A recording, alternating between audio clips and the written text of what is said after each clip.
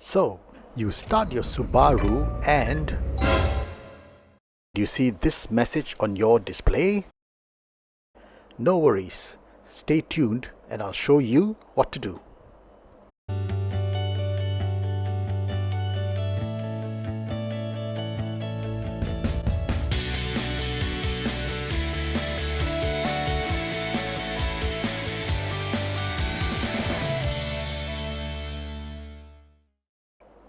Now, that message on your display basically means that the battery in your key fob needs to be replaced.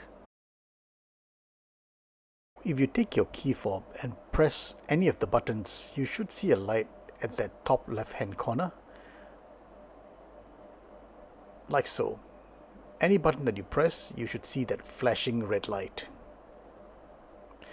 However, if your battery is dying, if you press any of the keys, you will see that there is no light showing at that top left hand corner. That basically means you will need to change the battery in that key fob.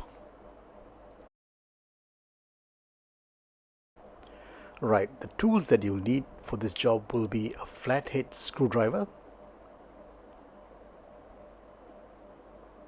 and a battery CR2032 model. So what you'll need to do is press this small silver tab at the back of your key fob with your nail and then slowly pull out this key, hidden key basically, which is your manual key, which still allows you to unlock your car if your key fob is completely dead. What you need to take note of is this small opening on the side of the key fob. We use the flathead screwdriver. Now be gentle, just push it in and turn it gently to one side and you should hear a click and this one side should just pop open like so. You can place the unneeded side down and the side with the circuit board is the one you need. If you gently take out that circuit board, you will see the current battery that's in there. So this is the battery that you need to replace. You can use the flathead screwdriver to gently just release the battery. Again, be gentle. Take out the battery that's dying or dead, depending on the status you're in. Then we get the new battery.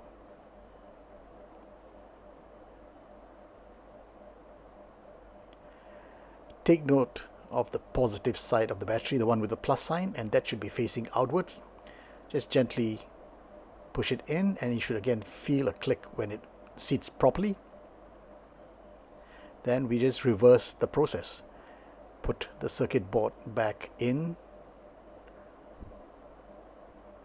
Make sure you have it facing the right way.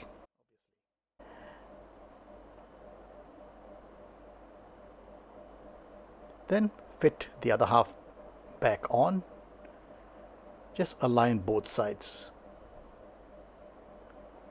and press the side in. You should again hear a click and make sure it's nice and tight, and that's about it. Now if you press the button,